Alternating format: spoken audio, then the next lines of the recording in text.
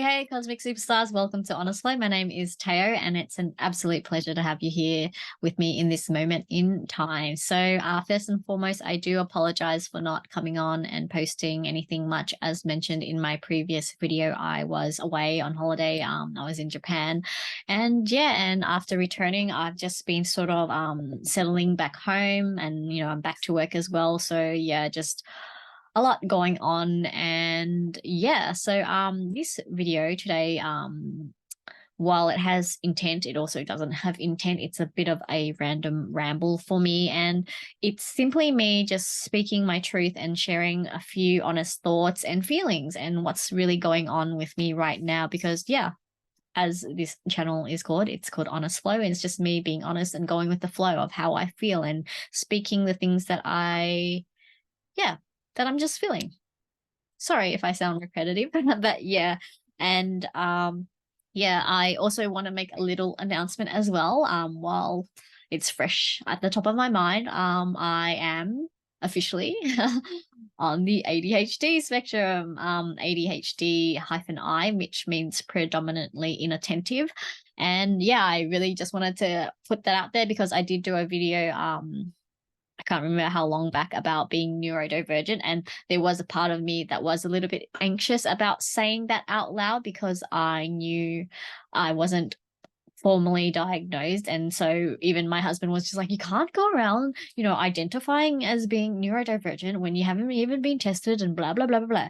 But the thing is, I know I'm highly introverted, and highly introverted already means that you are likely neurodivergent because highly introverted people think differently than neurotypical people. But anyway, so I felt that I had the right to say that, yes, I feel that I am neurodivergent.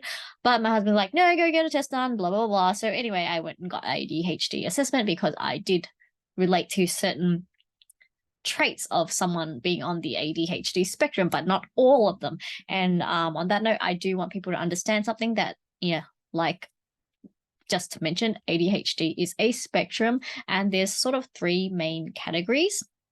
And I fall under one of category that used to be called ADD. So I'm on the ADHD-I, which I stands for inattentive. And so I struggle with concentration at times and focus and being scattered, right? And, this is why I'm late to things a lot, because of distractions. And yeah, and this is also why when I'm talking, I might start jumping topics. I used to think that's because I'm a Gemini, but I'm starting to realize it's also the ADHD side of things and neurodiversity or whatever. Anyway, you know what I mean. See, like, yeah, you can already see it displaying itself, right? But anyway, I want people to understand that it's a spectrum and there's three main categories. And the category that most people normally sort of are drawn to, or like stereotype ADHD is under, is the ADHD-HI. And HI stands for hyperactivity impulsiveness. So that's the sort of, what do you call it? The stereotypical version of an ADHD, the person that's very abrupt, can't sit still, always moving about, has a lot of energy, always talking on top of people, can't, line up in lines. That's the stereotypical ADHD. So when someone like me comes in and says, I have ADHD, people like shut it down straight away. It's like, no, you're not. That's because their version of ADHD is that group. But there's actually those of us who are on the other end who are ADHD-I, inattentive, who struggle with concentration and focus up, but we're not, like, we don't struggle with like, sitting still and things like that. Right. And then there's another camp, which is a combination of both camps, but it's not over the top. So they feel like, oh, well, I can't be this, and I also can't be that because it's not over the top. And these are the people who are often the most confused and unsure about, them having ADHD or being unaware. I hope that makes sense. But anyway, it's a really big topic to get into. And yeah, I don't really want to get into that in this particular video, but I did want to announce that officially right now because, yeah, I want people to understand that that's probably why I sometimes get scattered and I do jump around with my thoughts, and I do sometimes struggle with looking at the camera. And if I see something moving in the distance or background, I do tend to turn and then pause because I got distracted. So I'm very sorry about that. And yeah, since I was young, I've really struggled with looking people in the eye. And I have been teaching myself to look at people in the eye and try to focus. But it gets to the point where I overly focus that then I zone out because I'm in focus on the eyes, and then I start staring at the eyes and examining the eyes and scanning the eyes, and then I'm not actually listening to the people. So that's what happens too. So it's really it's kind of hard sometimes being this way, but it is what it is. And I also want to put out there, I want people to really understand something as well. Not every person on the spectrum, whether that be the ADHD spectrum, autism spectrum, whatever spectrum you fall into, whatever neurodiversity bandcamp you fall into is the same. And I really want people to know that we are all very different. So while I identify as an ADHDI person, I'm just going to person, there might be others who also fit that bandcamp, but we operate a little bit different. Like we're more better at this than the other, and we're weaker at this than the other. And that's something I really want people to understand, because people get so fixated on it has to look like this. And so if you don't look fully like this, you cannot be on the ADHD spectrum, et cetera, et cetera. And I really want people to understand that, because I know that because while I am struggle with concentration and distractions at times, and I'm a bit scattered, people at work probably won't see that with me, because they see that I'm actually very good at multitasking. They see that I'm actually very good at organizing. And that's because for me personally, this is not going to be forever. For me, for some reason, I'm actually, when it comes to work and when it comes to clear goals and deadlines, I'm very focused. So I can draw in all my energy and hyper focus and get things done. Like I like being busy. I like being given clear goals and deadlines. Go, tell me when it's going to be done, and then I will, put myself in that zone and just do it, right? And yeah, so I think people at work would probably be shocked if I were to tell them, oh, I'm on the ADHD spectrum and I suffer with concentration and focus. And then they would probably be like, but you can work. You're really organized. You're very actually coordinated and good with doing this and that. It's like, yeah, that's in that space. But in my home space, if you saw me, how I operate at home, you'd be like, oh, she's really like all over the place. So yeah, I just really want people to understand that, because I know that there's going to be people questioning, like, are you sure you're on the spectrum? I'm like, yes, I am. I'm not going to just claim that I'm going to be like this. And, why would I want to claim that? And then, imagine like going to a job interview and saying, by the way, I'm on the ADHD spectrum and, I suffer with focus and stuff and concentration. Would they want to hire me? They'd be like, no, why would I want to hire you? Right? Like, why would I even want to fall into these like bandcapes or labels or categories? Like, to be honest, I hate the idea of all these labels, but for me, I'm sort of identifying or resonating with them so people can understand this is what it can look like. Neurodiversity can look so different in so many ways. And yeah, it's not bad. It's not bad at all. And we can hold a job and we can do things. And yeah, we just think differently. We operate differently. And goddamn, just give us some effing respect. Yeah, I'm actually very passionate about this, by the way. I just want to build awareness and I want respect, and I want people to stop thinking that it's bad to be staying up late, because most of us creatives out there, we are night owls, and that's just how we are.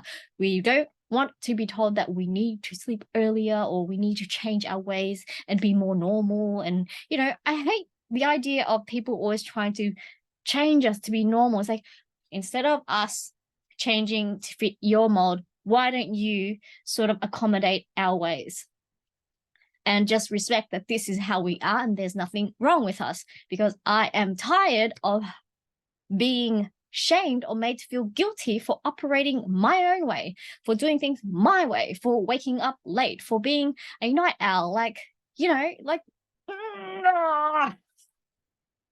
Anyway, getting into my shadows and passionate mode. I was like,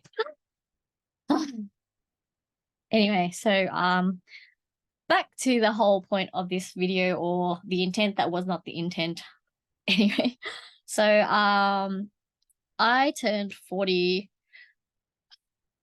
recently, just a few weeks ago, and it got me reflecting a lot. And I don't know if I've mentioned in this video yet or not, but I did not have a birthday, and I don't really care about the big parties and stuff. It's not really who I am. But having said that, I used to have quite a lot of birthday celebrations, and it'd be at the club, and it'd normally be an open invite. And I would normally have those birthdays because actually my friends or people within my circles would always know when my birthday was, and they would push me to be like, hey, you should have a birthday this year. And even though I was like, oh, I don't care. It's like, no, let's have a birthday, do something. And I'll be like, okay. And then I make it pretty simple. I'll be like, oh, I'll be at this club. And then I'll just invite people like, I'll be at this club. If you can come, come. If you don't want to come, that's fine too. Because yeah, I'm easygoing. I go with the flow. I don't really have expectations of people. I don't expect people to be there or not there. Like I even put little disclaimers in my little invites, like no grudges held if you don't go, blah blah. It's all cool, because I want people to understand that I don't hold grudges. I don't do that shit. But I know of people who do. Should I call you out? Just kidding. Anyway, so yeah, during my birthday, I didn't do anything. I was actually at home, and to be quite frank and honest, I was actually quite, I wouldn't say depressed, but I was in a very down mood. I was sulking a bit, and just, yeah, I had a lot on my mind. And yeah, I was just doing a lot of reflecting. As some of you may be aware, I lost Dory, which was our baby cat, in April, and just talking about it makes me sad all the time. And it's still quite raw, and every now and then I do get sad.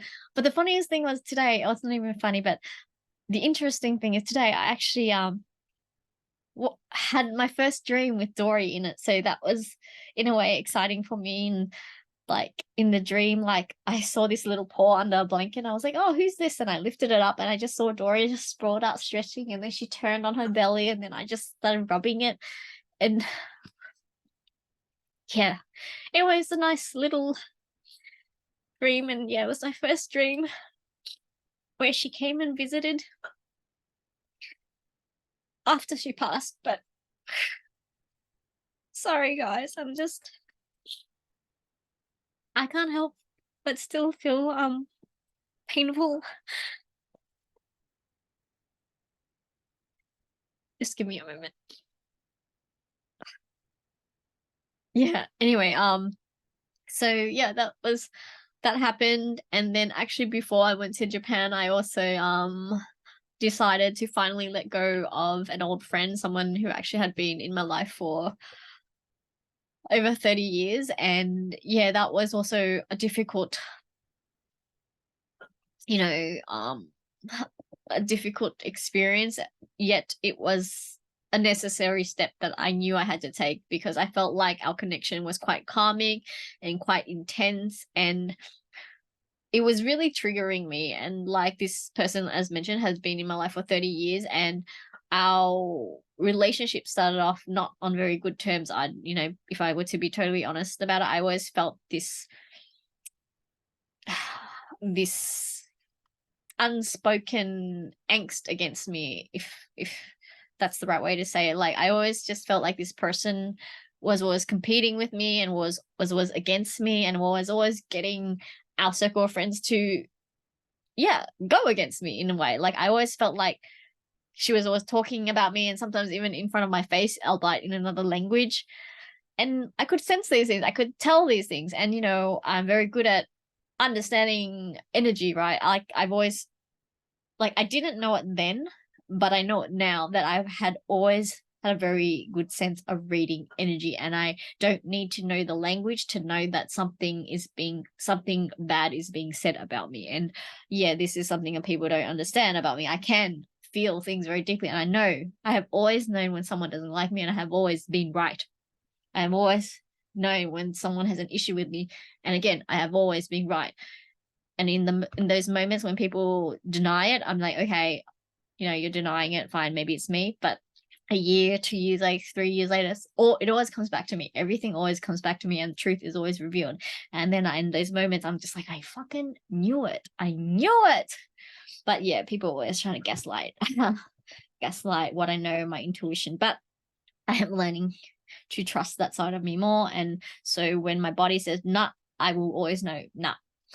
And yeah, anyway, so I let go of a friend, story passed, what else? And yeah, and then I was reflecting about work and stuff and where I want to head with the work. And actually recently, just this week, I got confirmation from my manager that actually they won't be extending my contract, which to me is no surprise because I work on fixed term contracts and annual fixed term contracts, so it's very normal for me to expect that it may or may not be extended. I've been sort of lucky in my last job where I got my contract extended for 4 times, because I was there for almost 5 years. So my last job I was there for almost 5 years, and then this job I've been here for over one now. And I got a mini extension up until end of October. But yeah, recently this week my manager confirmed to me that we won't be they won't be extending my contract, which to be honest I'm fine with. And I've got 3.5 or 4 months to figure things out. But now I'm at this stage where I'm thinking, okay, Teo, you have been working 21 years now for other people, underneath other people. Now it's time for you to make the choice. You either go all in for yourself or you continue working for other people. And yeah, I think that's where I am right now. And I would be lying if I said I wasn't scared. I am actually quite scared of losing everything that I've built, because I feel like I've worked so hard to get to where I am today, to get to, yes, 6 figures. It's taken me so long to get to this point. And a part of me is so comfortable here right now and wanting to continue on this path where I remain in the corporate world and find another corporate job doing similar thing for the same amount and just live the comfortable life. But does it bring me joy? And that's not to say that my current job doesn't bring me joy. I mean, it pays the bills and it brings me joy in another way, as in it funds my lifestyle and funds my hobbies and things. But does it challenge me the way it used to? I don't really know, because I feel like I've outgrown a lot of things. And even in my current role, I feel like I'm not being utilized to my highest potential, because I know how much I can give, and I know this sounds cocky and egoic, but I'm very aware of my skill sets and what I can do. So I feel like yeah, my skill sets might be better used elsewhere in other things. But anyway, digressing, kind of like going all over the place. Right now I'm at a stage in my life where there's this fork in the road that goes out like this, and I have a choice to continue on and make the money that I'm making now and live a nice comfortable life. And it's not all bad.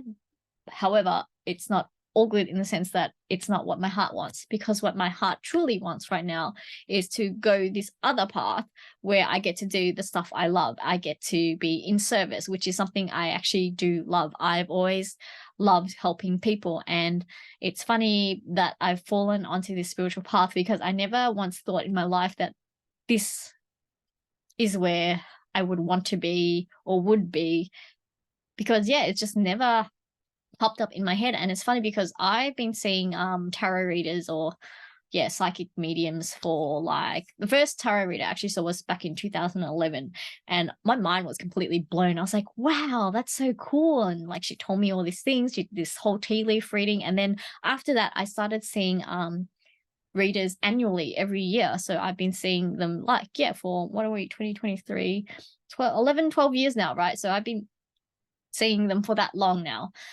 And they have always given me so much relief.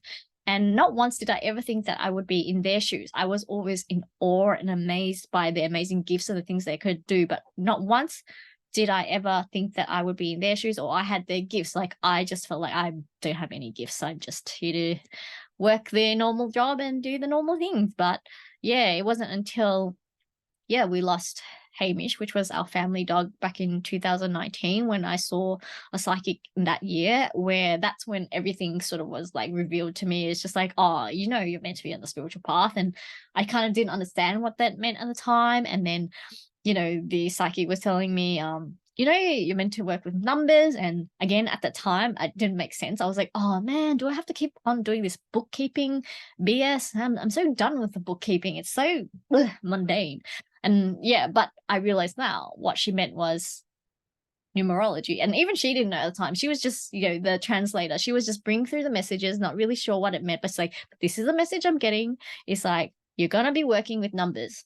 And it's like, and do not get bored by it. Science and numbers is going to be very predominant because part of your career. And I was just like, oh man, I don't want to get into finance. I don't want to get into that stuff. It bores the crap out of me, right? But now I realize what she really meant, or the message that spirit was trying to bring through is, Teo, you're meant to be a numerologist. And that same reading, like, they wanted me to focus on my birthday, and I didn't understand that at the time as well, because even the psychic was just like, they keep showing me this birthday cake. They keep showing to me, it's like, give it to her, give her the cake. And then at the time I was like, oh, I don't understand what this means. But again, now I know what it means, because when I looked at my birthday and really looked at my birthday, a lot of answers and switches went ding, ding, ding, ding. And again, it affirmed that I'm meant to be on the spiritual field, because yeah, through my birthdays, I learned a lot of things, like about my life path number, my life path number and my connection to the numbers 3, 6, and 9. And you guys can look that up because I don't have time to explain it here. But anyway, a lot of things happen. And yeah, what I'm trying to say. So, spiritual path. Not once did I ever think that this was a path for me, until all these random synchronicities started happening. And then this sort of clue or breadcrumb led me to another breadcrumb and another breadcrumb and another breadcrumb. And I went down this weird ass rabbit hole, and I went into the world of starseeds, the world of crystals, the world of energy healings. And yeah, I just went down all these rabbit holes, and I learned all these things and experienced all this different stuff. And now I have this big sort of toolkit of things that I can do to serve people, which has always been who I was, serving people. Like, no matter if it's in social circles or in the workplace, I have always been the go-to person for people. And I'm starting to realize, or I've realized over the years, that it's something that I should be doing, and it will bring me the most joy. And yeah, so I'm at that stage where I could make that choice right now. Like, after 20, 21 years of working for other people, I can perhaps potentially work for myself and do what brings my heart joy. But having said that, there is this fear that I won't make it. And there's this fear that I will fail. There's this fear that I won't get paid and I will get really stressed out financially. There is this fear around that, you know, and I denying it. You know, people think that I make these sort of risky decisions without fear, but god damn, there's so much fear, right? Because I have bills that must be paid, that cannot be skipped. And if I skip those payments, then I have to think about more drastic measures, and that would be selling my investment property or something like that. But I don't want to do that. So yeah, I am at the stage where I have to make a choice. And, you know, I have 3.5 to 4 months to really figure it out and make it work or not make it work. And there's this sort of constant back and forth motion in my mind, this to and fro. It's like, you can do it, you can't do it, you can do it, you can't do it, you can do it, you can't do it. And yeah, and then at the same time, there's pressures around me as well, because, you know, I know my husband is concerned that if I choose this path, what if it doesn't work? And then he's already stressed out, you know, financially, like from his side. And he's, you know, made it clear that, hey, I don't think I can pick up your bills and stuff. So, you know, I'm just putting out there, like, I don't think I can handle that. Which my response was like, I would never make you pay my bills, because yeah, I don't want him to pay my bills. That's my bills. My bills is my bills. Your bills is your bills. Your credit card is your credit card. My credit card is my credit card. We don't have a joint bank account or credit card. So when I'm swiping things on my card, it's my money. When he's swiping things on his card, it's his money. But anyway, what I'm trying to say is I'm at a stage in my life where there's some big decisions that I need to make. And I guess you can call this the hero's journey. I have to decide whether I'm going to take that leap of faith and go all in with my spiritual stuff and try to trust that, you know, God, the divine spirit, ancestors have my back and will support me all the way. Or, you know, be afraid and then do the logical thing and just continue on with another corporate job, which I'm sure will be easy to find because, yeah, it's not hard for me to find corporate jobs, to be honest, because not trying to sound cocky, but I do have a decent resume built up now. And even if I weren't to go into corporate, I could go into hospitality if I wanted to, because that's my background, hospitality. So I could move in any direction that I really wanted to. And that's where I am at right now. And yeah, I guess the things that I'm thinking about and what's on my mind. And I know that I really got to get focused, because if I really do want to make this whole spiritual gig work behind the scenes, I'm not talking about this YouTube stuff. This YouTube stuff is more like helping me to be a better communicator and hopefully one day be a teacher. A teacher of what? A teacher of a lot of unconventional messages that don't align with current thinking within spiritual communities.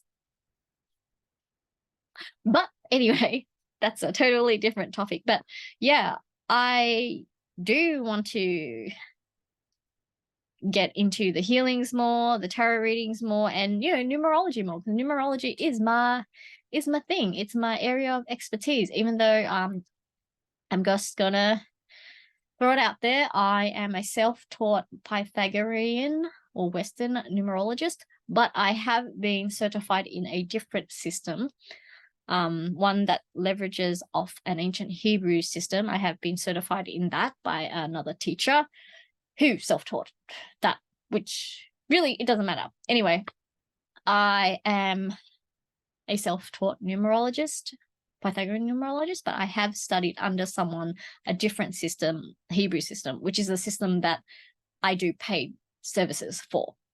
The Pythagorean Western system, I do that all for free. For me, it's because there's so much free information out there about it. That stuff for me is for free. You can have the information for free.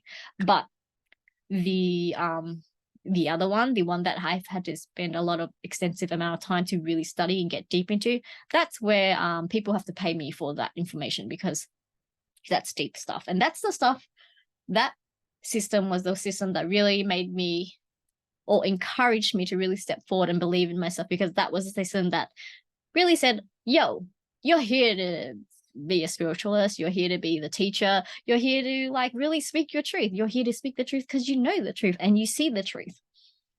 So yeah, anyway, I know I sound egoic, but you know, that's part of my charts too, a little bit of ego, a little bit of confidence, and I am a rising Leo. So yeah, please forgive me, because these are just my personal traits of who I am. And yeah, I know I have been rambling on for a while now, and yeah,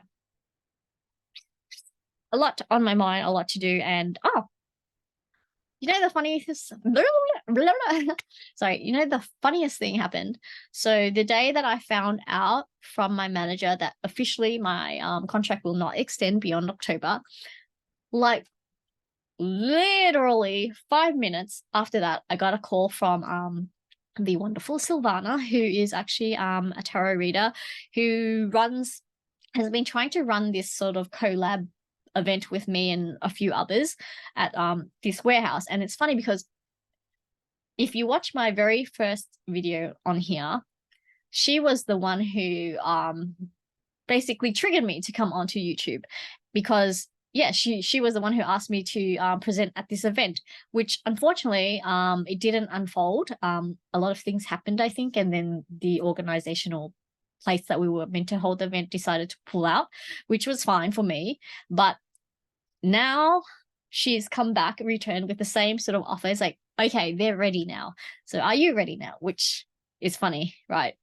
It's just funny how it's all coming back now and it's all falling into place right now for me. So yeah, next month I will be doing numerology readings for people at this event with alongside some other beautiful, wonderful tarot readers, you know, very excited. And yeah, we'll just see how it all goes. I have no idea where I'm headed next and, you know, what will and won't happen. But having said that, you know, while I'm very, very scared, I know that I need to back myself now. And I know that I need to also trust that God and the universe, whatever we want to label it, same, is also going to back me. And I just need to trust in it now. I need to trust in my gifts and in my power, because I have seen for myself over the decades, the last 4 decades, how magical my light is. And I know that I can draw people in because I've done it so effortlessly in the background. And yeah, so I will just trust that it's all going to work out. And yeah, as long as I'm coming from my heart, which is where I truly want to come from, it's going to be okay. But having said that, sorry, one last word from me. Over the next few years and stuff, I really want to make it clear that I will be speaking my truth more, and my truth will be somewhat triggering for some, especially those of you who are still kind of half asleep or really stuck in the separation games. And what I mean by the separation games is you're stuck on one, you know, sticking to a side, taking a side, whereas I don't like taking sides. I like seeing things from a high perspective. Now imagine the triangle, right? We have a triangle, 3 perspectives. There's the left perspective, the right perspective, and then there's the highest perspective. I want everyone to shift from not taking sides and coming up here, moving to the point, top point, and looking down and seeing that we are all in this game together. That's what I want people to understand. And yeah, so I really want people to understand that while I might trigger some of you, it's because I want to wake you guys up to something. And I've always known that I am that person that tends to be the change agent that comes into people's lives and points out something about them or highlights a truth about their lives. Like, hey, this thing that you're doing here, it's not what it seems. I think you're a little bit delusional. And then obviously there's people like, oh, what did she just say? I can't believe she said that. Blah, blah, blah, blah, blah, blah, blah, blah, blah, blah. And then, you know, later on they realize I was right. Because I'm just here to wake you up to the truth and help you grow, because that's what I want. I want everyone to grow.